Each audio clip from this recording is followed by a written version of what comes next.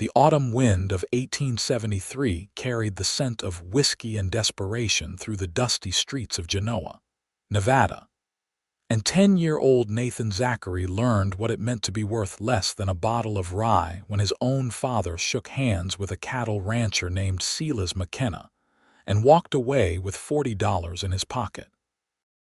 Nathan stood in the middle of the general store, his worn shoes barely holding together, watching his father's back disappear through the doorway without so much as a backward glance.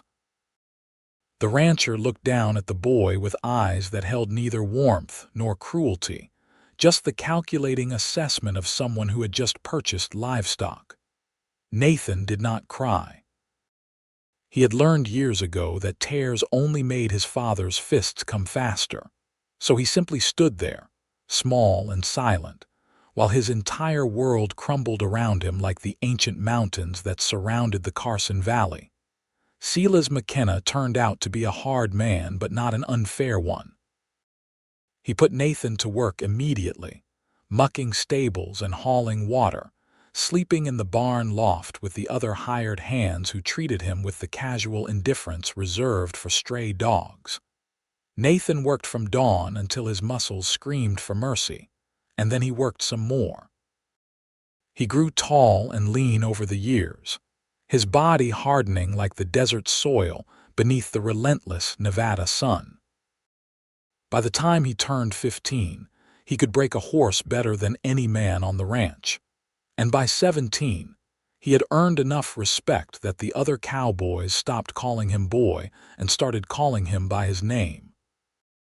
But respect on a cattle ranch did not fill the hollow place in Nathan's chest where a father's love should have been. He carried that emptiness with him like a shadow, and sometimes in the quiet hours before dawn, he would lie awake and wonder what he had done wrong to be worth so little. Those were the thoughts that drove him to work harder, to be better, to prove to himself and everyone else that he was worth something after all. The year Nathan turned 22, everything changed. A drought had settled over the Carson Valley like a curse, turning the grasslands brown and driving cattle prices down. Silas McKenna made some bad investments in a silver mine that never panned out, and by spring of 1885, the ranch was drowning in debt. Nathan watched the old rancher age 10 years in 10 months, his shoulders bowing under the weight of impending ruin. When the bank finally came to collect, Nathan used every cent he had saved over 12 years of backbreaking work, $347, and bought the ranch himself. The other cowboys thought he was crazy. The bank thought he was desperate, but Nathan saw something they did not see. He saw potential in the land, in the water rights, in the location near the California border where miners still traveled through on their way to and from the gold fields. He sold off half the cattle and used the money to build a proper inn with a stable and a restaurant. He treated travelers fairly, never gouging them on prices even when he could have, and word spread quickly that Zachary's Rest was the best place to stop between California and Carson City. The business grew slowly at first, then faster as Nathan's reputation for honest dealing spread throughout the territory. He hired the cowboys who had once ignored him, paid them fair wages, and treated them with the respect he had always craved for himself. Men began to seek him out not just for work but for advice, for loans when times were hard, for mediation when disputes arose. He never forgot what it felt like to be worthless in someone's eyes, and he made sure no one who worked for him ever felt that way. By the winter of 1887, Nathan Zachary owned the most successful inn and stable operation in the Carson Valley, employed 23 men, and had earned a reputation as the man you went to when you needed help. He was 24 years old, stood 6 feet 2 inches tall with broad shoulders and calloused hands, and had eyes the color of storm clouds that could see right through a man's lies to the truth beneath. Women in town noticed him, certainly, but Nathan kept himself apart. He had learned early that trust was a luxury he could not afford, and love seemed like an even more dangerous gamble. Then on a cold February morning, when snow dusted the peaks of the Sierra Nevada and the wind cut through even the thickest coat, a stagecoach pulled up to Zachary's rest, and Eleanor Thompson stepped down into his life like an answer to a question he had never dared to ask. She was 21 years old, with auburn hair that caught the weak winter sunlight and green eyes that held a wariness Nathan recognized instantly. She wore a traveling dress that had once been fine, but now showed the wear of hard miles, and she carried a single worn carpet bag that held everything she owned in the world.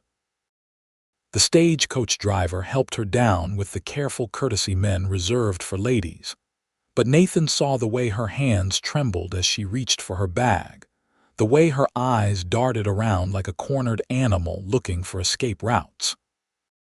He walked across the yard, his boots crunching in the light snow, and stopped a respectful distance away. "Welcome to Zachary's Rest, miss. You looking for a room or just a hot meal before you move on?"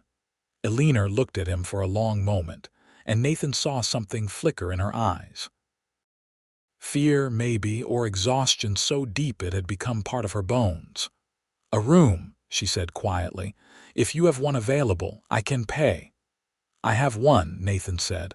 "Come on inside where it is warm."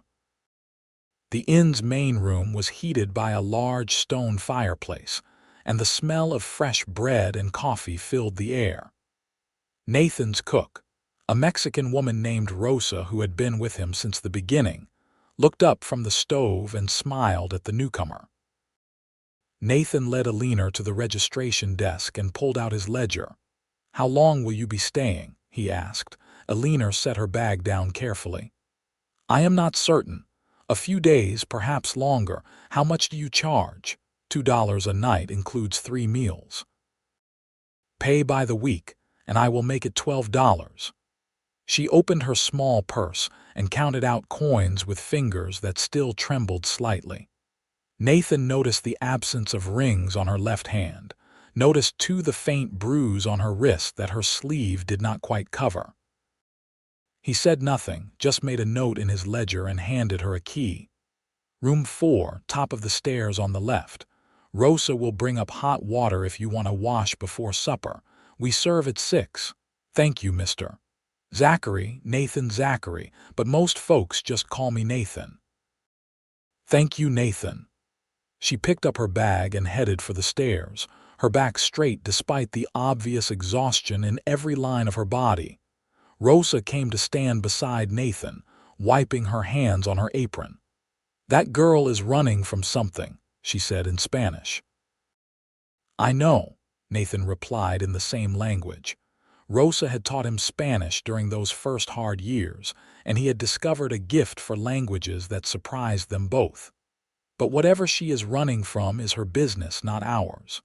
You have a good heart, Nathan Zachary. Too good sometimes." Nathan did not answer.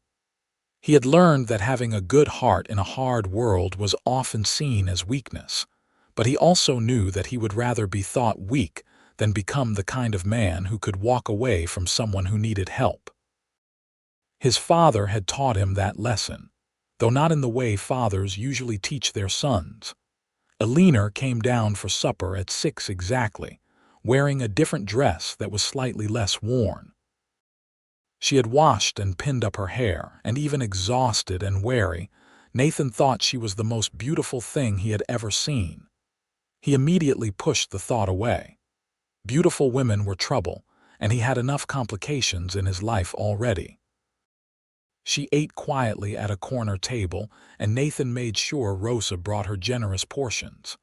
After the meal, Eleanor approached him at the desk. "Is there work available in town? I am a school teacher by training, though I do not know if Genoa needs one." "We have a school," Nathan said. "But the teacher is a man named Robertson who has been here for years. What kind of work are you looking for? Anything respectable? I can sew, keep books, cook reasonably well. I need to earn money." She said it plainly, without shame, and Nathan respected her for it. "I could use help with the bookkeeping here," he heard himself say, surprising himself.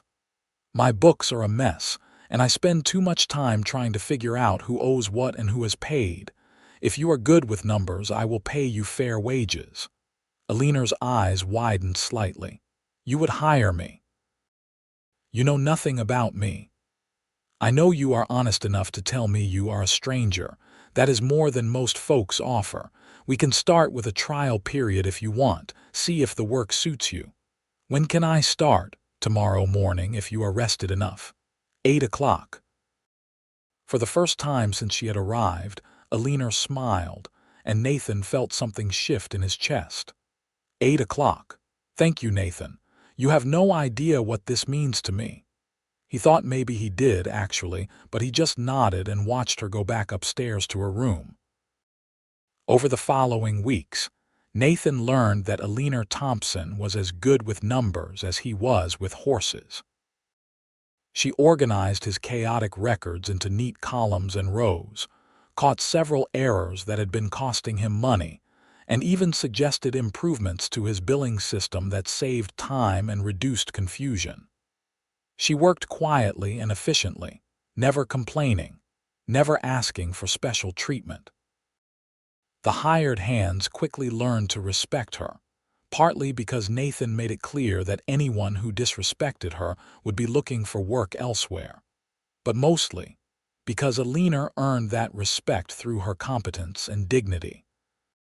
Nathan found himself watching her when he thought she would not notice. The way she bit her lower lip when she was concentrating on a difficult calculation. The way she smiled at Rosa's jokes even when they were terrible. The way she always had a kind word for the stable boys and never acted as though she were better than anyone else. She had a quiet strength that reminded Nathan of himself, the kind of strength that came from surviving things that should have broken you.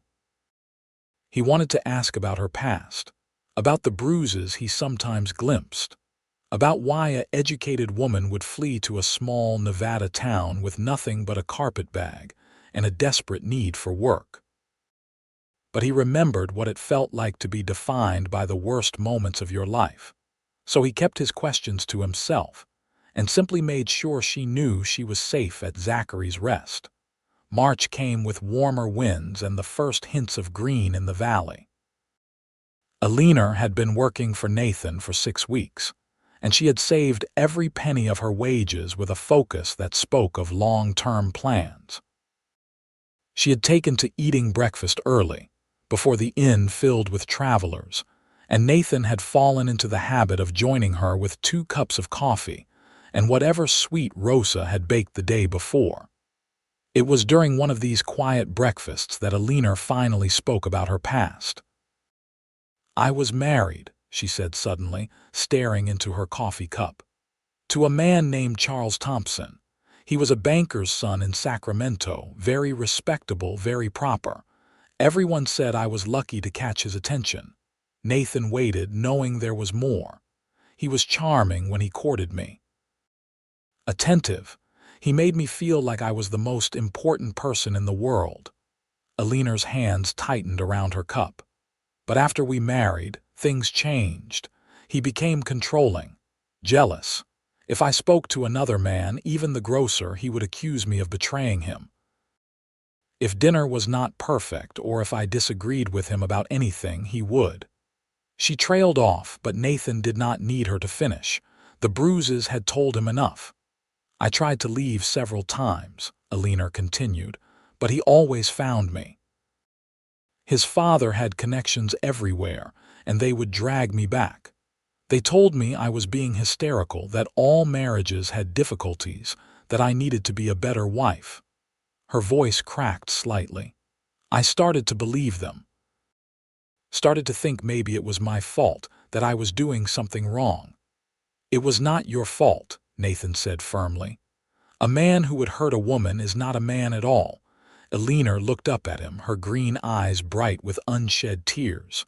"He died 6 months ago, pneumonia. I waited until after the funeral. until everyone stopped watching me so closely, and then I took what little money I had hidden away and ran. I knew his father would try to control me even after Charles was gone, would try to marry me off to another respectable man who would keep me in line. So I ran as far as I could, and I ended up here. "You are safe here," Nathan said. "I give you my word. No one is going to drag you anywhere you do not want to go. Why are you being so kind to me? You do not know me, Nathan. I could be lying about everything." Nathan set down his coffee cup and looked at her directly. "My father sold me for $40 and a bottle of whiskey when I was 10 years old. Sold me to a rancher like I was a horse or a cow, something that could be bought and traded. I know what it feels like to be treated like you are worth nothing. I know what it feels like to have the person who should protect you be the one who hurts you most. So when I see someone who needs help, someone who is trying to survive despite everything that has been done to them, I help. That is all." Eleanor reached across the table and placed her hand over his. It was the first time she had voluntarily touched him, and Nathan felt that touch all the way down to his bones. "I am sorry," she said softly. "I am so sorry that happened to you. It made me who I am," Nathan said. "Made me understand that a person's worth is not determined by how others treat them. It is determined by how they treat others, by what they build from the ashes of their worst days." "You built something extraordinary," Eleanor said, gesturing around the inn. "Everyone in town speaks of you with respect, even admiration.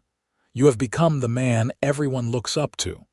Nathan felt heat rise in his cheeks. He was not accustomed to such direct praise. "I just try to do right by people. That is all anyone can do." They sat in comfortable silence for a while, their hands still touching across the table, and Nathan thought maybe trust was not such an impossible thing after all. Maybe, with the right person, it was something that could be built slowly and carefully, like a house or a business or a life worth living. Spring deepened into early summer, and the relationship between Nathan and Eleanor shifted in ways both subtle and profound. They still maintained the proper boundaries of employer and employee in public, but in private moments, those walls began to crumble. Nathan found excuses to be near her, to help her reach books on high shelves, to bring her coffee when she worked late on the accounts. Eleanor started lingering after work to talk with him about everything and nothing, about dreams and disappointments, about the small joys they found in everyday moments. The hired hands noticed, of course. Men who spent their lives working with animals developed a sense for such things, and they began to tease Nathan gently about his obvious infatuation. He denied it, but not very convincingly. Rosa was more direct. "That girl loves you," she told Nathan one evening while they cleaned up after supper. "And you love her, even if you are too stubborn to admit it." "It is not that simple," Nathan protested. "She has been hurt badly, Rosa. She needs time to heal, not some fool throwing declarations at her." "And you have been hurt badly too," Rosa pointed out. "But you cannot heal alone, Nathan." "No one can. Sometimes love is what heals us." Nathan wanted to believe her, but fear held him back. What if he told Eleanor how he felt and she rejected him? What if she saw him the way his father had seen him, as something worth less than whiskey money? What if he was not enough for someone as remarkable as her? The decision was taken out of his hands on a hot June afternoon when 3 men rode into Zachary's Rest, and one of them was Eleanor's father-in-law. Nathan was in the stable when he heard the commotion.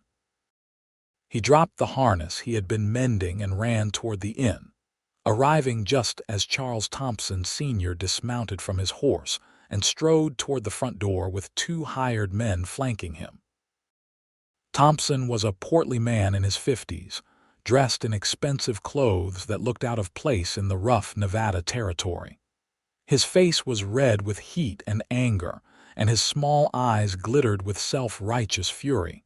Nathan intercepted him before he reached the door. Can I help you, gentlemen?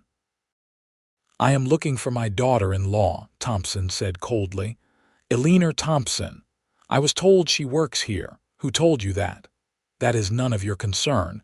Now step aside. Nathan did not move. This is my property, Mr. Thompson, and I do not let angry men storm into my inn without good reason. State your business properly, or turn your horse around and leave. One of the hired men, a thick-necked brute with scarred knuckles, stepped forward threateningly. The man told you to move. Nathan did not even glance at him. He kept his eyes locked on Thompson. Your son is dead. Eleanor is a widow, which means she is no longer part of your family and you have no legal claim on her. Whatever business you think you have here, you are wrong. She stole from me, Thompson snarled. She took money that belonged to my son and ran off like a thief in the night. I want her arrested. That is a lie, Nathan said flatly. And we both know it. Now get off my property. The hired man threw a punch without warning, a haymaker aimed at Nathan's jaw. But Nathan had been fighting since he was 10 years old, fighting boys who mocked him for being sold, fighting men who thought they could take advantage of his youth, fighting the world itself. He ducked under the punch easily, drove his fist into the man's solar plexus, and followed with an uppercut that sent the brute sprawling in the dust. The second hired man reached for the gun at his hip, but before he could draw, Nathan had his own revolver out and aimed steadily at the man's chest. Do not, Nathan said quietly. I do not want to shoot you, but I will if you force me to. The man froze, his hand hovering over his gun. Nathan, do not. Eleanor's voice rang out from the doorway of the inn. She stood there pale but composed, her hands clenched at her sides. Please do not shoot anyone because of me. Nathan did not lower his gun. Go back inside, Eleanor. No. She walked forward until she stood beside Nathan, facing Thompson with her chin raised. I did not steal from you. I took the money Charles gave me, money he said was mine to use as I needed. That is all. Everything that was my son's belongs to me now, Thompson said. Including you, you are coming back to Sacramento where you belong. I am not, Eleanor said firmly. I am never going back. I would rather die than go back to that house. Thompson's face twisted with rage. You ungrateful little witch. My son gave you everything, and this is how you repay his memory. By running off to whore yourself to some stable hand. Nathan's finger tightened on the trigger, and for a moment, the whole world balanced on a knife's edge. Then Eleanor placed her hand gently on his arm. He is not worth it, she said softly. He is just a bitter old man trying to control something he never had any right to control in the first place. The touch of her hand steadied Nathan. He took a slow breath and lowered his gun slightly, though he kept it ready. You heard her. She is not going with you. Now I am going to give you one chance to leave peacefully. After that, I am going to have my men throw you off my property, and if you ever come back, I will have the sheriff arrest you for trespassing and threatening my employee. You think you can threaten me? Thompson blustered. I have connections, I have money, I will destroy you. Try, Nathan said simply. But you will find that things work differently out here than they do in Sacramento. Money and connections do not mean much when you are facing a man who built everything he has from nothing and has nothing left to lose. For a long moment, Thompson stared at Nathan, weighing his options. Then he looked at Eleanor and something mean and petty flickered in his eyes. You are just like your mother, he said venomously. Worthless and weak. My son wasted his life on you. Your son was a cruel man who hurt me every day of our marriage, Eleanor said, her voice shaking but clear. And you knew it. You knew what he was doing, and you did nothing to stop it because you cared more about appearances than about what was right. I am not worthless. I am not weak. I survived your son, and I will survive you too. Nathan felt a surge of pride so strong it nearly knocked him breathless. Eleanor stood there facing down the man who had helped trap her in a nightmare, and she did not flinch, did not apologize, did not back down. She was magnificent. Thompson must have seen that he had lost because he turned away abruptly and stalked back to his horse. His hired men followed, the one Nathan had hit still clutching his stomach. "This is not over," Thompson called back as he mounted. "Yes, it is," Nathan said. "Do not come back." They watched the three men ride away, dust rising from their horses' hooves. Only when they were out of sight did Nathan holster his gun and turn to Eleanor. She was trembling now, the adrenaline draining away and leaving exhaustion in its wake. Without thinking, Nathan pulled her into his arms and Eleanor buried her face against his chest and cried. "You are safe," Nathan murmured, holding her close. "I promise you are safe." "I am so sorry," Eleanor sobbed. "I brought this to your door. I should have known he would find me. I should have kept running." "No more running," Nathan said firmly. He pulled back slightly so he could look into her face. "No more running, Eleanor. You stay here where you belong, where you are wanted." "Nathan," she whispered, and there was so much hope and fear in his name that Nathan could not hold back any longer. "I love you," he said, the words tumbling out rough and unpracticed.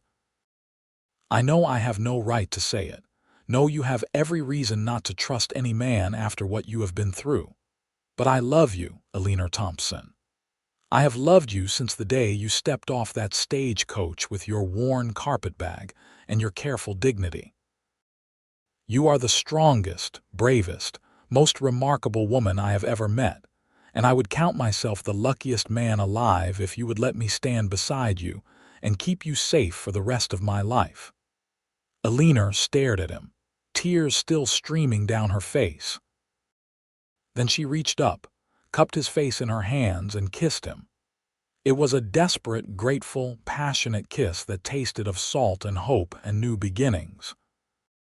Nathan wrapped his arms around her and kissed her back, pouring everything he felt into that moment, all the loneliness and longing and love he had carried for so long.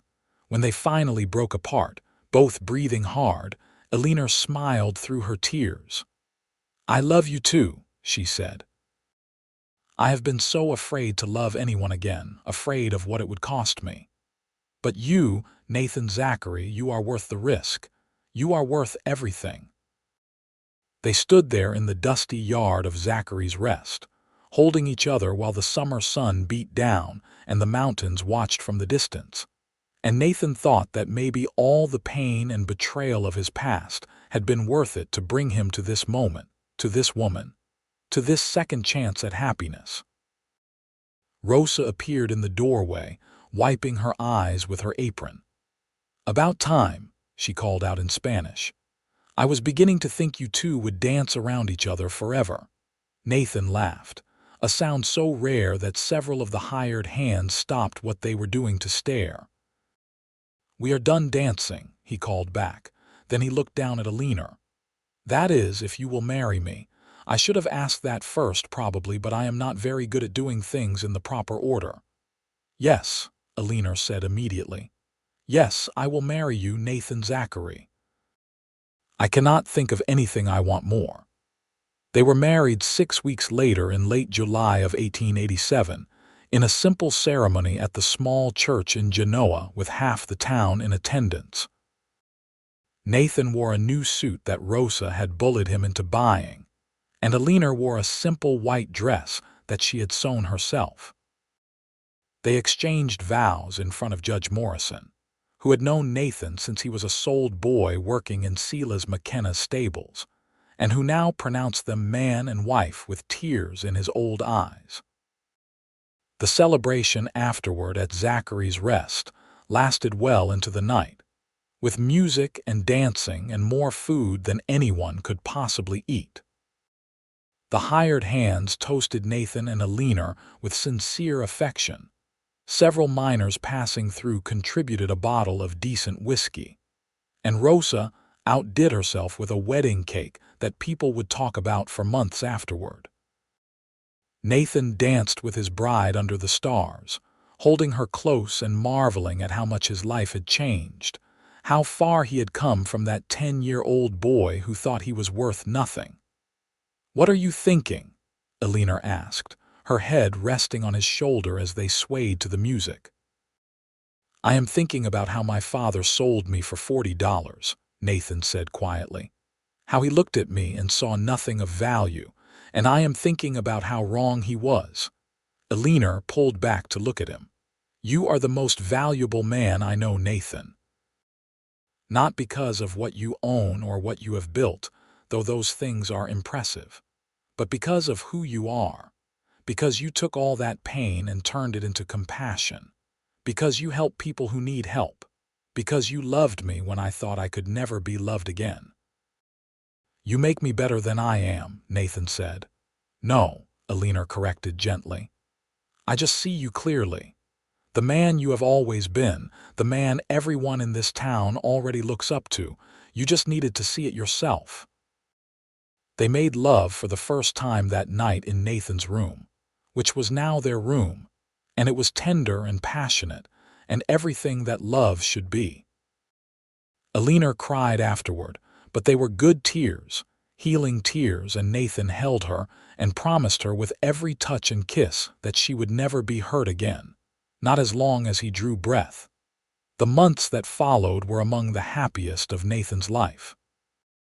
He and Eleanor settled into a partnership that extended beyond their marriage into every aspect of running Zachary's Rest. Eleanor's organizational skills and Nathan's instinct for people made them a formidable team, and the business continued to grow. They expanded the inn, adding more rooms to accommodate the increasing number of travelers who sought out Zachary's Rest specifically because of its reputation for fair dealing and honest hospitality. But more than the business success, it was the small daily moments that Nathan treasured most. Waking up next to Eleanor each morning, sharing breakfast before the day's work began, the way she would seek him out during busy times just to touch his hand or steal a quick kiss. The evening spent planning their future, talking about dreams they were now brave enough to voice. In the autumn of 1888, Eleanor told Nathan she was pregnant. He was so overcome with emotion that he could not speak for a full minute, just held her and tried to process the idea that he was going to be a father. The irony was not lost on him. He who had been abandoned by his own father would now have the chance to be the father he had always needed. "I am terrified," he admitted to Eleanor that night as they lay in bed. "What if I do not know how to be a good father? What if I fail?" "You could not fail at this if you tried," Eleanor said firmly. "You have spent your entire adult life taking care of people, Nathan. You will be an extraordinary father." "I will never abandon our child," Nathan said fiercely. "I will never make them feel like they are worth less than they are. I promise you that." "I know," Eleanor said, placing his hand on her still flat stomach. "Our child is already the luckiest child in the world because you are their father." The pregnancy progressed smoothly through the winter and into the spring. Eleanor continued to work until she grew too large to sit comfortably at the desk for long hours, at which point Rosa took over clucking at her like a mother hen and insisting she rest. Nathan became almost comically protective, hovering over Eleanor until she laughingly banned him from following her around like a worried shadow. Their son was born on a warm May evening in 1889, delivered by Dr. Patterson with Rosa and Nathan in attendance. It was a long labor, and Nathan nearly wore a path in the floor with his pacing, but when he finally heard his son's first cry, he felt something in his chest crack open. They named him James, after Eleanor's father who had died when she was young, and Thomas, for Nathan's middle name that he had chosen for himself when he was old enough to understand that he could define himself however he wanted. Nathan held his son for the first time and wept openly, not caring who saw. This tiny, perfect creature was his, really his, and no one could take him away or sell him or make him feel worthless. Nathan would make sure of that if it was the last thing he ever did. "Hello, James," he whispered. "I am your father, and I am going to love you every single day of your life. I promise." Fatherhood transformed Nathan in ways he had not anticipated. He had always been responsible and hardworking, but now he had a reason beyond himself to build and protect. He wanted to create a world where his son could grow up safe and loved, where no child would ever experience what he had experienced. He began to get more involved in town affairs, serving on the council that made decisions about schools and roads and law enforcement. People sought his counsel on matters ranging from business disputes to family problems, and Nathan discovered that he had a gift for mediation, for helping people find common ground and resolve their differences peacefully. By 1890, Nathan Zachary had become the unofficial leader of Genoa, the man everyone looked up to when things got difficult. When a harsh winter threatened to leave several families without food, Nathan organized a relief effort that made sure no one went hungry.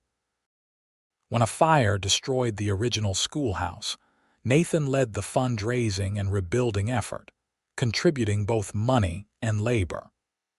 When disputes arose between the longtime residents and new settlers, Nathan served as mediator, finding solutions that respected everyone's needs. Eleanor stood beside him through all of it, his partner and advisor and the love of his life. She had blossomed in the safety and security of their marriage, her natural warmth and intelligence no longer hidden behind walls of fear and self-protection.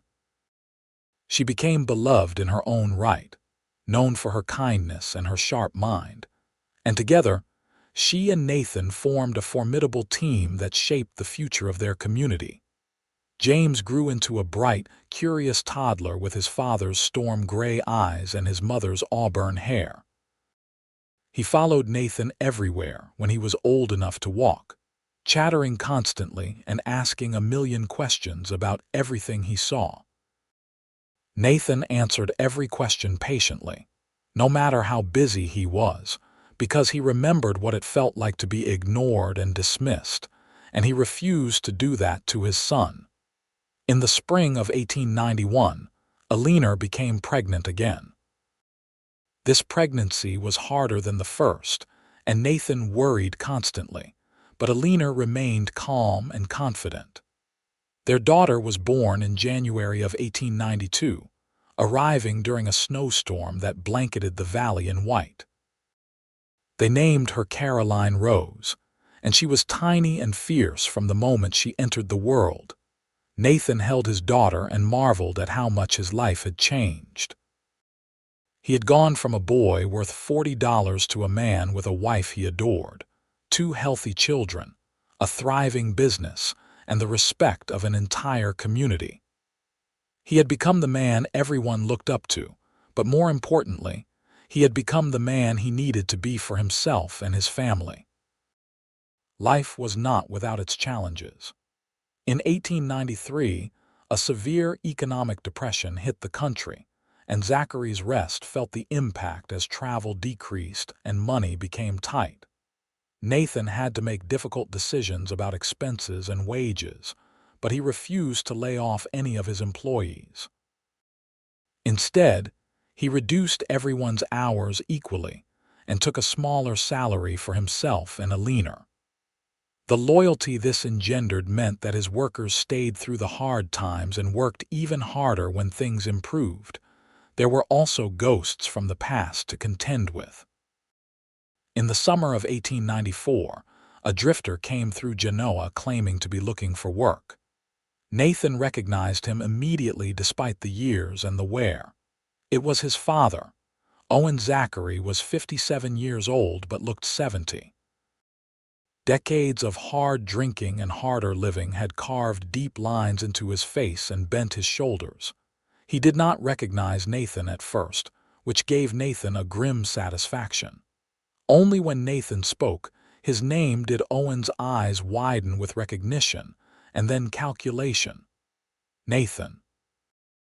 "My boy, I have been looking for you for years," Owen said, his voice oily with false warmth. "I heard you did well for yourself. Real proud of you, son." Nathan felt Eleanor's hand slip into his, steadying him. "What do you want?" he asked flatly.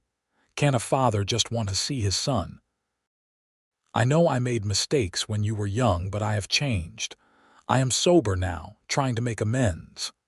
Nathan looked at the man who had sold him, who had valued whiskey over his own child and felt nothing but pity. "You are lying," he said quietly. "You are not sober and you have not changed. You heard I was successful and you came looking for money." Owen's face twisted.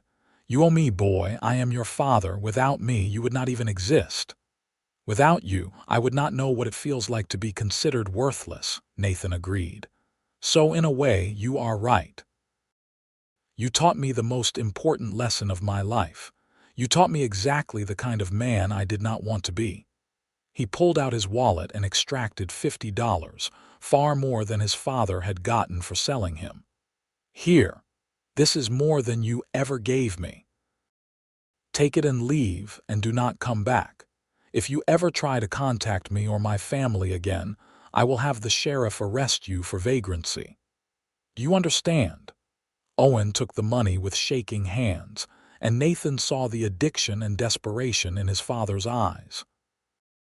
He felt a flicker of compassion despite everything, because he understood now that his father was broken in ways that could not be fixed.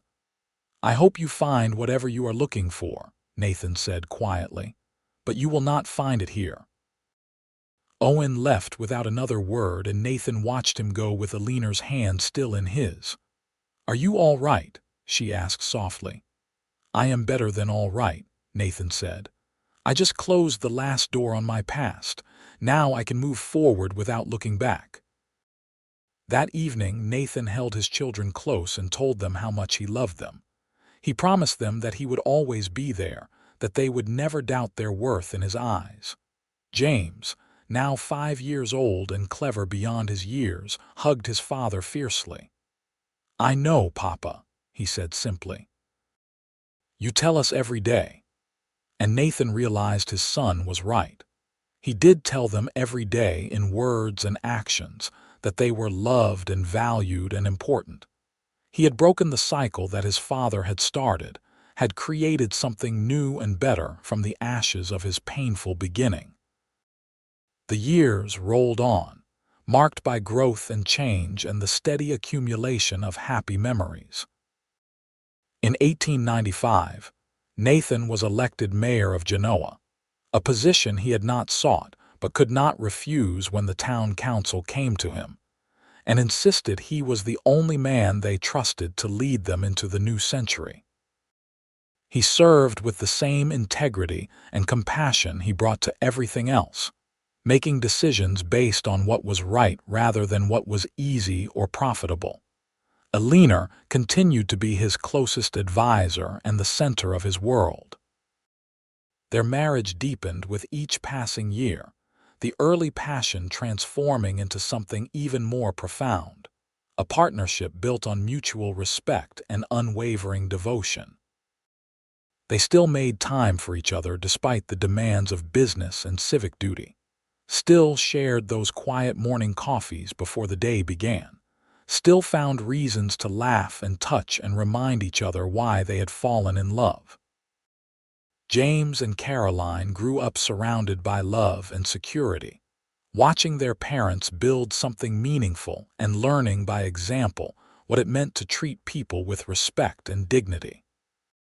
James showed an early aptitude for business and often accompanied his father on rounds at Zachary's Rest, learning how to manage people and solve problems.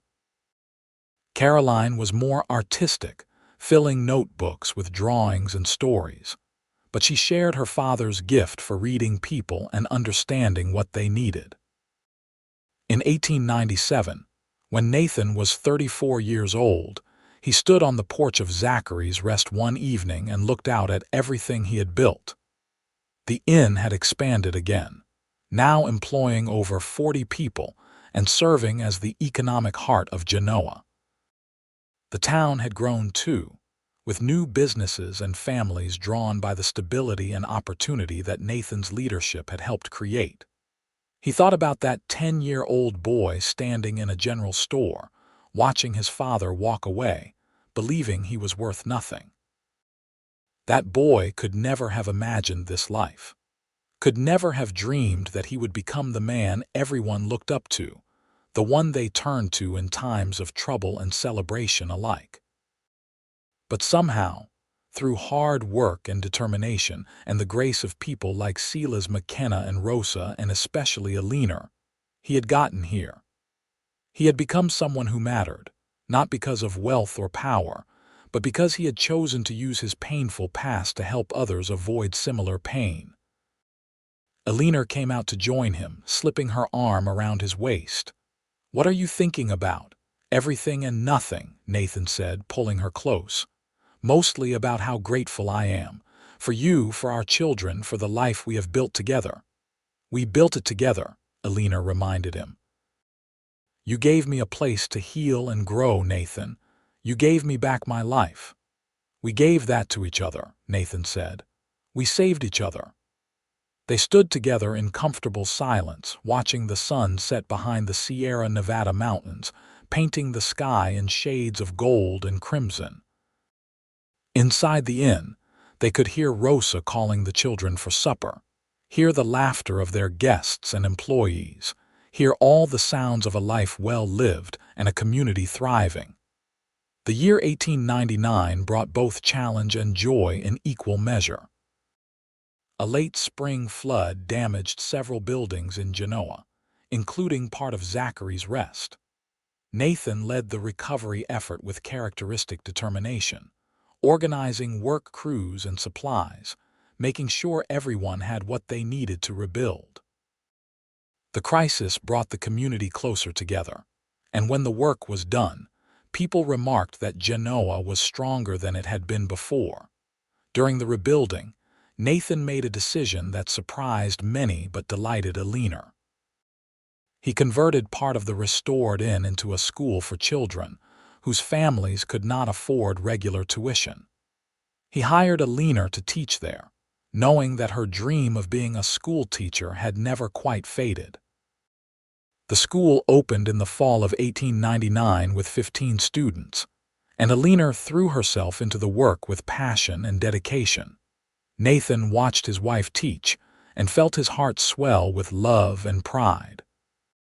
She had come so far from the frightened young woman who had stepped off the stage coach that winter day 12 years earlier.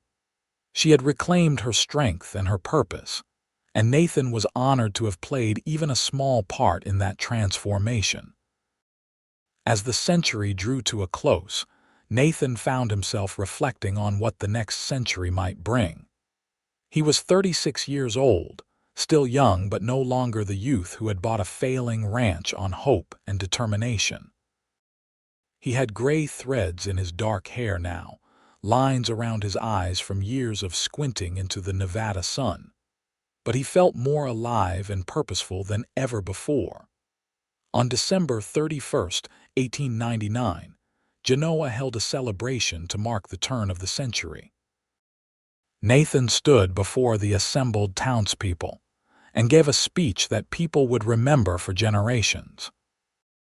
He talked about how far they had come, about the importance of community and compassion, about building a future where everyone had value and opportunity regardless of their past or circumstances. "I was once a boy who thought he was worth nothing," Nathan said, his voice carrying across the crowd. "My own father sold me like I was livestock, and I believed for a long time that maybe he was right. Maybe I was worthless. But this community and the people in it taught me different. You taught me that worth is not something given to us by others. It is something we claim for ourselves through our actions and our choices. You taught me that we can rise above our worst beginnings and become something better, something meaningful." He looked at Eleanor, standing with James and Caroline, all three of them watching him with love and pride. We stand here tonight on the edge of a new century, full of possibility and promise. Let us commit ourselves to building a future where no child feels worthless, where no person is left behind, where we lift each other up rather than tear each other down. That is the legacy I want to leave. That is the world I want my children to inherit. The crowd erupted in applause, and Nathan stepped down from the podium into Eleanor's embrace. "Beautiful speech," she whispered. "I meant every word," Nathan said. The new century brought continued growth and prosperity. Zachary's rest became known throughout Nevada and beyond as a model of how to run an honest business while still treating people fairly. Nathan wrote articles for territorial newspapers about his management philosophy, emphasizing profit sharing and worker dignity, and other business owners began to adopt his methods. But Nathan never forgot where he came from.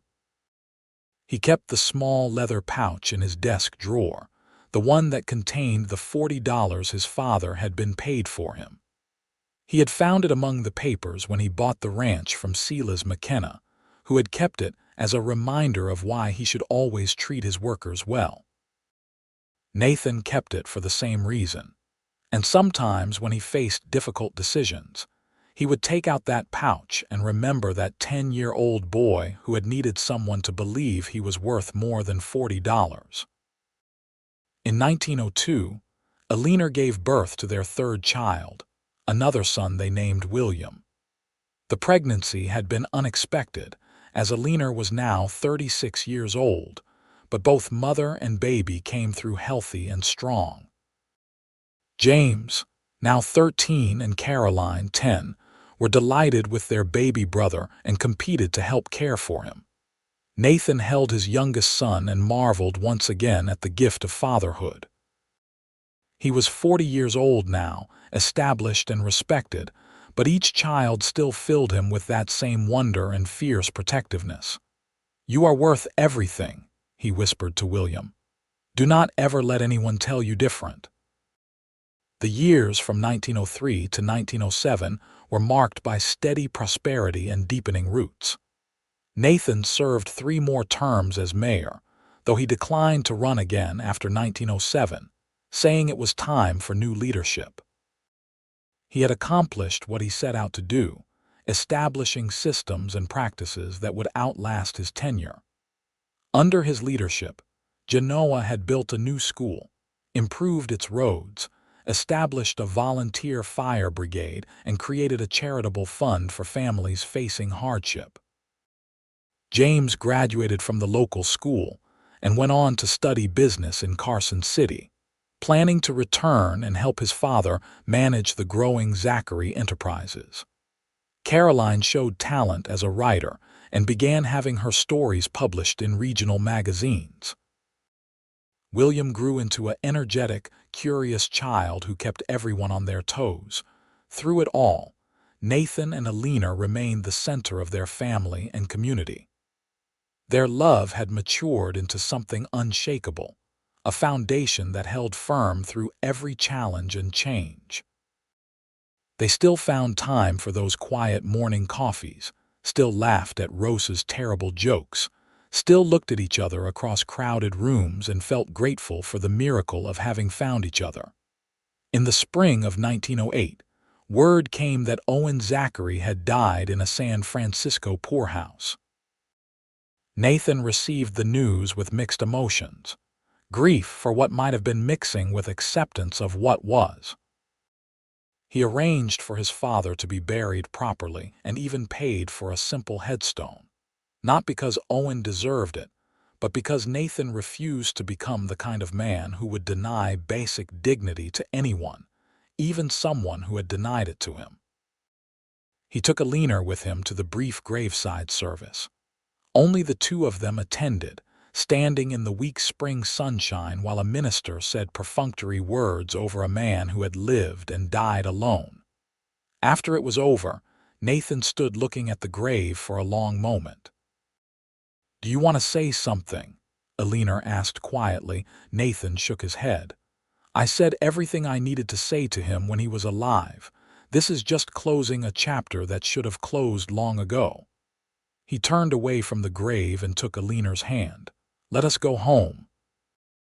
They traveled back to Genoa together, and Nathan felt lighter somehow, as though he had finally laid down a burden he had been carrying for 38 years.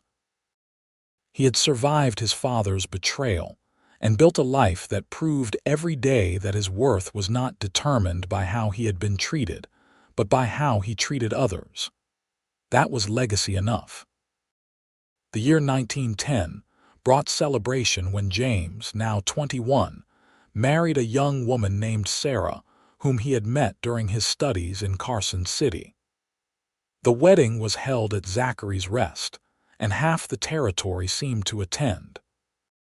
Nathan walked his son to the altar and thought about cycles and second chances, and how the sins of the fathers did not have to be visited upon the sons. James had grown up loved and secure, and he would create the same environment for his own children someday.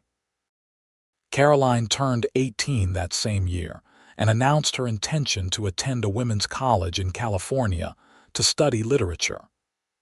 Nathan and Eleanor supported her decision completely, though Nathan admitted to Eleanor in private that he would miss their daughter terribly.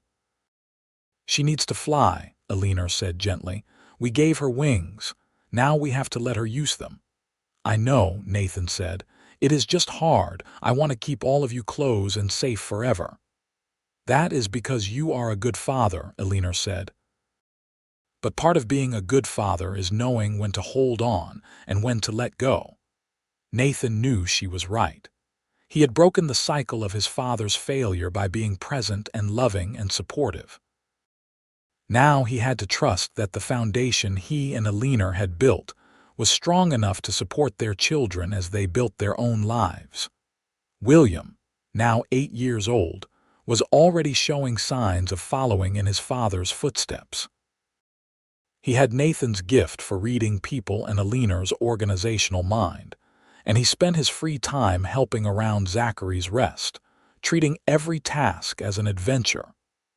Nathan watched his youngest son and felt confident that the legacy would continue. By 1912, Nathan was 49 years old, and Zachary's Rest had become a Nevada institution. The business had expanded to include not just the inn and stable but also a freight operation, a general store, and investments in several other local enterprises. Nathan had achieved wealth far beyond what that 10-year-old boy could have imagined, but he never forgot what it felt like to have nothing. He used his wealth generously, funding scholarships for children who wanted to pursue education, supporting the church and civic organizations, making interest-free loans to families who needed help getting established. People sometimes told him he was too generous, that he would give away everything if he was not careful. But Nathan knew that money spent helping others was never wasted. It was invested in the most important thing of all, the welfare of the community. Eleanor turned 46 that year, and Nathan thought she was more beautiful than ever. Silver threads now wove through her auburn hair, and time had added character to her face, but her green eyes still sparkled with intelligence and humor, and her smile still made Nathan's heart race like he was a young man courting her for the first time. They celebrated their 25th wedding anniversary that July with a quiet dinner at home, just the two of them while Rosa watched William. 25 years, Eleanor said, raising her glass of wine. Who would have thought that frightened woman stepping off a stagecoach would end up here? I knew, Nathan said. From the moment I saw you, I knew you were extraordinary. It just took you a little while to see it yourself. We saved each other, Eleanor said, echoing the words they had spoken so many years before. We gave each other permission to be more than our pasts. Best decision I ever made, hiring you, Nathan said with a smile. Best decision I ever made, kissing you in the yard, Eleanor countered. They laughed together, comfortable in the way only people who had weathered decades together could be. And Nathan thought that this simple moment of shared joy and love, was worth more than all the money and respect and success combined. The years from 1913 to 1917 brought changes both joyful and sorrowful. James and Sarah gave Nathan and Eleanor their first grandchildren, twin boys born in 1913, who kept everyone thoroughly entertained with their antics. Caroline graduated from college and returned to Genoa to teach at the school Eleanor had founded, bringing new ideas and energy to the program. William entered his teenage years and began to seriously learn the business side of Zachary's rest, showing aptitude that made Nathan confident the enterprise would be in good hands when he was ready to step back. But there was sorrow, too. Rosa, who had been with Nathan since the beginning, who had taught him Spanish and kept him fed and believed in him when he was just a broke young man with an impossible dream, died peacefully in her sleep in the winter of 1915. Nathan mourned her deeply, feeling as though he had lost a second mother. They buried her in the Genoa cemetery with half the town in attendance, and Nathan gave a eulogy that left few dry eyes. The world beyond Genoa was changing too. War had broken out in Europe in 1914, and though America remained neutral, the conflict cast a shadow. By 1917, America had joined the war, and young men from Genoa and surrounding areas were being called to serve. Nathan, too old to fight himself, threw himself into supporting the war effort at home, organizing bond drives and ensuring that families of servicemen had what they needed. James, now 28 with a wife and young sons to support, was exempted from service. William, at 15, was too young. But Nathan felt the weight of the war nonetheless, felt the fear that gripped parents and wives waiting for news from overseas. He did what he could to ease that fear, to create spaces of normalcy and hope in uncertain times. The war ended in 1918, and Genoa celebrated along with the rest of the nation. All their boys who had gone to fight came home safe, a minor miracle that the town attributed at least in part to the prayers and support that Nathan had organized. He accepted no credit for it, saying only that they had been lucky, and that they owed it to the returning soldiers to build a world worth the sacrifice they had made. As the 1920s began, Nathan found himself taking a step back from the day-to-day operations of Zachary's rest. He was 57 years old now, still healthy and strong but ready to let the younger generation take the lead. James had proven himself more than capable, bringing modern management techniques while maintaining the core values Nathan had instilled. William, now 18, was being groomed to take over the civic leadership role his father had once filled. Nathan spent more time with Eleanor, traveling occasionally to visit Caroline in San Francisco, where she was working as an editor for a publishing house, helping James with the twins, simply enjoying the fruits of a life well lived. They would sit together on the porch of their home in the evenings, watching the sun set behind the mountains, and talk about everything and nothing. "You have any regrets?" Eleanor asked him one evening in the summer of 1922. Nathan thought about it seriously. "I regret what happened to me as a child," he said slowly. "I regret that my father was not the man I needed him to be, but I do not regret the path that pain set me on, because it led me here to you, to our family, to the life we have built. So no, I do not think I have real regrets." "What about you?" "I regret the years I wasted in fear," Eleanor said. "The years with Charles when I let myself believe I deserved to be treated that way. But like you, I do not regret the journey that brought me to Genoa and to you. Every moment of pain was worth it to get here." They sat in comfortable silence, their hands clasped together, and Nathan felt a profound sense of peace. He had started with nothing, been told he was worth nothing, and had proven through sheer determination and compassion that he was worth everything. He had become the man everyone looked up to, not through force or manipulation, but through integrity and kindness. He had built a legacy that would outlast him, had raised children who would carry forward his values, had loved and been loved in return. In 1925, when Nathan was 62 years old, the town of Genoa held a celebration in his honor. They had decided to name the new town hall the Zachary Building, and despite Nathan's protests, they insisted on a formal dedication ceremony.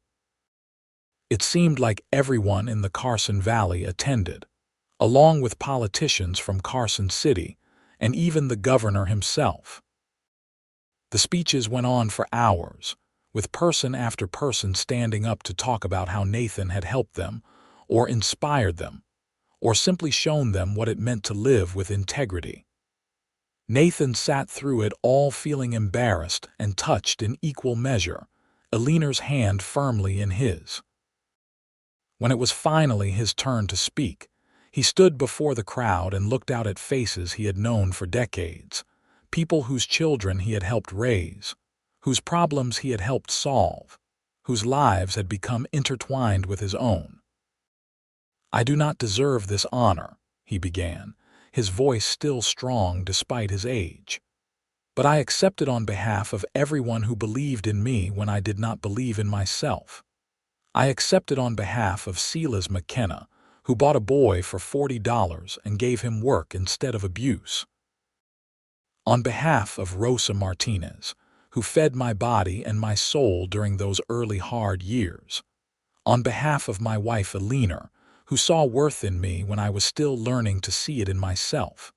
And on behalf of all of you, who have made this community what it is. I may be the one you are honoring today, but the real honor belongs to all of us, to what we have built together." He paused, gathering his thoughts. "I was told once that I was worthless. My own father believed it enough to sell me for the price of a few bottles of whiskey. For years, I carried that belief like a stone in my chest. But somewhere along the way, I learned that worth is not something given to us by others. It is something we create through our choices and our actions. Every time we help someone who needs help, every time we stand up for what is right even when it is hard, every time we choose compassion over cruelty, we add to our worth. And every time we help someone else recognize their own worth, we make the world a little better." His eyes found Eleanor in the crowd. "I have been blessed beyond measure with family and friends and opportunities. I have tried to use those blessings to lift others up. If I have succeeded at all, it is because I remember what it felt like to be down. I remember what it felt like to need someone to believe in me, so I choose to be that person for others. That is my legacy. That is what I hope you will remember when this building crumbles to dust and my name is forgotten. Remember that we all have worth. Remember that we all deserve dignity and respect. Remember that the measure of a community is how it treats those who have the least." The applause was thunderous, and Nathan stepped down from the podium to find himself engulfed in embraces and handshakes and tears. Eleanor was crying openly, and when Nathan finally reached her, she threw her arms around him and held him tight. "I am so proud of you," she whispered. "So very proud."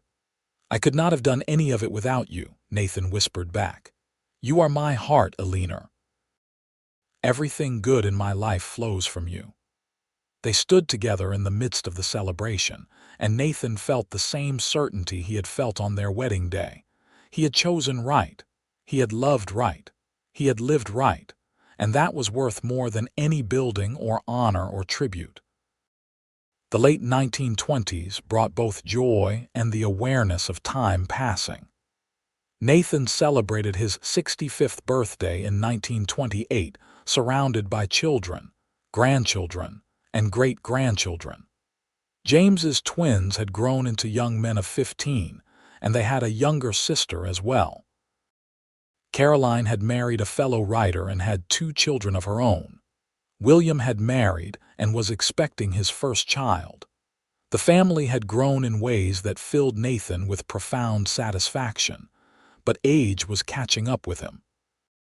His joints ached in the cold Nevada winters, and he tired more easily than he once had. He no longer rode out to check on the various Zachary enterprises.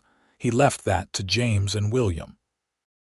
Instead, he spent his days reading, corresponding with old friends, and playing with his grandchildren and great-grandchildren who visited often. Eleanor, now 62, remained his constant companion. They had been together for over 40 years now, and Nathan could not imagine a day without her. They had grown old together in the best possible way, their love deepening and enriching with each passing year. She was his best friend, his counselor, his joy. In the spring of 1929, Nathan and Eleanor took a trip to San Francisco to visit Caroline. It was their first long journey in years, and they treated it as an adventure, staying in nice hotels and seeing the sights like tourists. One evening, they stood on a hill overlooking the bay, watching the sun set over the water. "Remember that first morning?" Eleanor asked. "When we sat together over coffee and you told me about your father." "I remember," Nathan said. "I remember thinking you were the bravest person I had ever met." "I was terrified," Eleanor admitted, "but you made me feel safe. You made me believe I could have a different life." "We gave each other that gift," Nathan said, "the gift of believing in better possibilities." Eleanor leaned her head on his shoulder. "I love you, Nathan Zachary. I have loved you for 42 years, and I will love you for however many years we have left." "And I love you," Nathan said. "Today and always." They returned to Genoa refreshed and happy, but shortly after their return, Nathan caught a cold that settled in his chest and would not clear.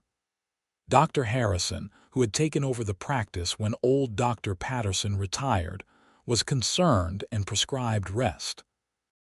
Nathan, who had worked every day of his life since he was 10 years old, found rest frustrating but obeyed doctor's orders. Eleanor nursed him devotedly, and gradually his strength returned. By summer, he was back to his normal routine, though he took care not to overextend himself. The scare had reminded them both that time was precious and not to be wasted.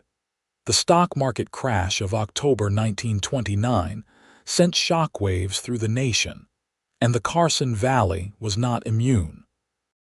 But the Zachary enterprises, built on conservative principles and honest dealing, weathered the initial storm better than many. Nathan called a meeting of all his managers and employees and laid out a plan. They would reduce hours rather than lay anyone off. They would continue to extend credit to trustworthy customers who fell on hard times. They would tighten their belts collectively rather than let anyone bear the full burden alone. It was the same philosophy that had guided Nathan through previous hard times, and it worked again. As the Depression deepened through 1930 and 1931, Zachary's Rest became a beacon of stability in uncertain times. Other businesses failed, but Nathan's enterprises survived because he had built them on a foundation of mutual respect and shared sacrifice. Nathan turned 68 in 1931, and Eleanor was 64. They had been fortunate in many ways, their health remaining relatively good, their family thriving despite national hardship. The grandchildren and great-grandchildren were growing up with the same values Nathan and Eleanor had worked so hard to instill, carrying forward the legacy into a new generation. On a warm evening in late summer 1932, Nathan and Eleanor sat on the porch of their home, the same home they had shared for over 4 decades. The sunset painted the sky in brilliant colors, and the sound of children playing drifted up from the yard where some of the grandchildren were visiting. "Do you think you have lived a good life?" Eleanor asked, as she sometimes did during these quiet moments. Nathan considered the question seriously, as he always did. He thought about the 10-year-old boy sold for $40. He thought about the years of hard work and uncertainty. He thought about the moment he had first seen Eleanor step off that stagecoach. He thought about their children and grandchildren and great-grandchildren. He thought about the people he had helped and the community he had served. "Yes," he said simply, "I have lived a good life. Not a perfect life, not an easy life, but a good one. I have loved deeply and been loved in return. I have worked hard and treated people fairly. I have built something that will outlast me. I have proven that worth is not determined by where you start, but by what you do with what you are given. So yes, I think I have lived a very good life." Eleanor smiled and took his hand. "I think so too." They sat together as the sun sank below the mountains and the stars began to emerge in the darkening sky. Inside the house, they could hear Rosa's successor, a woman named Maria, preparing supper. From the yard came the laughter of children who would never know what it felt like to be unloved or unwanted. And in that moment, Nathan Zachary felt the deep satisfaction of a life well lived, a legacy secured, and a love that would endure beyond time itself. The years of 1933 and 1934 brought continued challenges as the Depression deepened, but the Zachary family weathered them together. Nathan, now in his early 70s, had truly retired from active management, leaving James and William to run the various businesses. He spent his days writing letters to his extensive network of friends and acquaintances, and spoiling his numerous descendants who visited regularly. Eleanor remained his anchor and his joy. They had been married for 47 years, together for even longer, and their bond had only strengthened with time. They still shared those quiet morning coffees, still found reasons to laugh, still looked at each other with the same love that had brought them together decades before. In the spring of 1935, on a morning that dawned clear and beautiful, Nathan woke to find Eleanor still sleeping beside him. Her breathing was peaceful, her face serene. He lay there watching her, marveling as he often did at the miracle of her presence in his life. Then, very gently, he reached out to wake her for their morning coffee ritual. She did not wake. Eleanor had passed peacefully in her sleep, her heart simply stopping after 68 years of beating steadily and strongly. Nathan held her hand and wept, great wrenching sobs that shook his entire body. The woman who had saved him, who had loved him, who had stood beside him through everything, was gone. For the first time since he was 10 years old, Nathan felt truly lost. The funeral was attended by hundreds of people whose lives Eleanor had touched. She was mourned as a teacher, a philanthropist, a friend, and a beloved member of the community. But for Nathan, she was simply Eleanor, the love of his life, the other half of his soul. He stood at her graveside and felt as though part of himself was being buried with her. The months that followed were the hardest of Nathan's life. He went through the motions of living, but the joy had gone out of everything. James and William and Caroline stayed close, worried about their father, but Nathan assured them he would be fine. He was just grieving, and grief took time. He found some solace in writing. He began to record his memories, the story of how a boy sold for $40 became a man respected throughout the territory. He wrote about Eleanor, about their love story, about the lessons he had learned and the truths he had discovered. He wanted to leave something behind for his descendants, something that would help them understand where they came from and what really mattered in life. As the months passed, Nathan slowly found his footing again. He would never stop missing Eleanor, never stop wishing she was beside him, but he learned to carry the grief alongside the joy of remembering their time together. He spent more time with his family, making sure each grandchild and great-grandchild knew their stories, knew about the remarkable woman who had been their grandmother and great-grandmother. On a warm evening in June of 1936, Nathan gathered his family together at Zachary's Rest. 3 generations sat around the large table in the dining room, from James and William and Caroline down to the youngest great-grandchildren. Nathan looked around at all of them and felt Eleanor's presence as surely as if she were sitting beside him. "I want to tell you all something," Nathan began. "I want you to know where you come from, what your legacy is. It is not this building or the money in the bank or the name on the town hall. Your legacy is the choice to see worth in yourself and others, even when the world tells you different. Your legacy is treating people with dignity and respect, especially those who have been told they are worthless.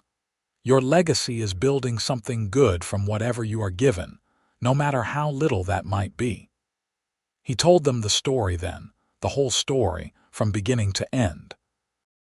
About the father who sold him, about Silas McKenna and Rosa, about building Zachary's Rest from nothing, about Eleanor stepping off that stagecoach and changing his life forever, about choosing love over fear, about choosing compassion over cruelty, about choosing to be someone worth looking up to rather than someone to be feared or pitied.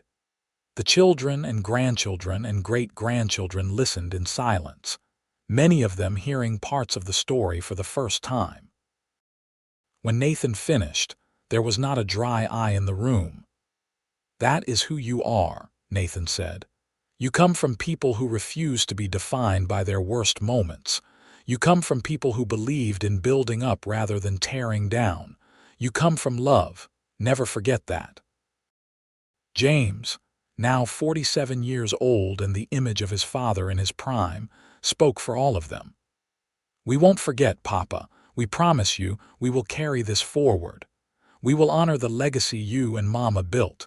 Nathan smiled, feeling more at peace than he had since Eleanor's death. He had done what he set out to do. He had taken the pain of his childhood and transformed it into something beautiful. He had loved deeply and raised a family who would carry his values into the future. He had become the man everyone looked up to, not through force or wealth or power, but through simple human decency and unwavering integrity. Nathan Zachary lived another 3 years, dying peacefully in his sleep on a cool autumn morning in 1939 at the age of 76. He was buried beside Eleanor in the Genoa cemetery, under a simple headstone that read, "Nathan Zachary, 1863–1939. Husband, father, friend, he taught us our worth." The funeral was attended by more than 1,000 people, from governors and senators to cowboys and servants, all of whom had been touched by Nathan's kindness and integrity. They told stories about him for hours, about the loans he had made that were never called in, about the advice he had given that changed lives, about the simple human dignity he had extended to everyone regardless of their station or past. James took over leadership of the Zachary enterprises, running them according to the principles his father had established. William continued his civic work, eventually becoming a Nevada state senator known for his advocacy for the poor and vulnerable. Caroline wrote a book about her parents' love story that became a bestseller and introduced Nathan's philosophy to a national audience. The grandchildren and great-grandchildren grew up hearing stories about the man who had been sold for $40 and became the person everyone looked up to. They learned from his example that worth was not something granted by others, but something you claimed through your actions and choices. They learned that the past did not have to define the future, that love could heal even the deepest wounds, that integrity and compassion were worth more than wealth or power. And so Nathan's legacy lived on, carried forward by generations who understood that the true measure of a life was not what you accumulated but what you gave. Not how you were treated, but how you treated others. Not where you started, but who you became along the way. In the Zachary building in Genoa, Nevada, a plaque still hangs telling the story of Nathan Zachary's life. Tourists rate it and marvel at the journey from sold boy to respected leader.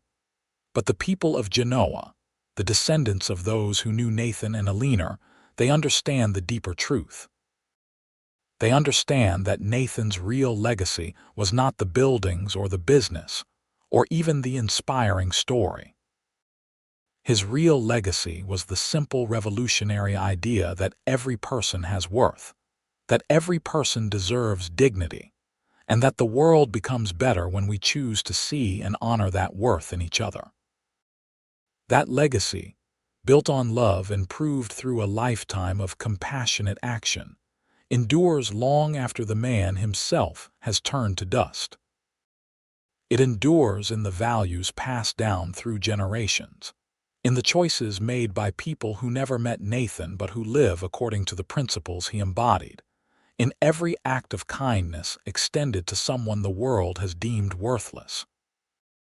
And somewhere in the mountains overlooking the Carson Valley, if you listen carefully on quiet evenings, you can almost hear the echo of two voices, Nathan and Eleanor, sharing their morning coffee and planning a future built on hope and love, and the unshakable belief that every person, no matter how broken or betrayed or cast aside, has the potential to become someone extraordinary.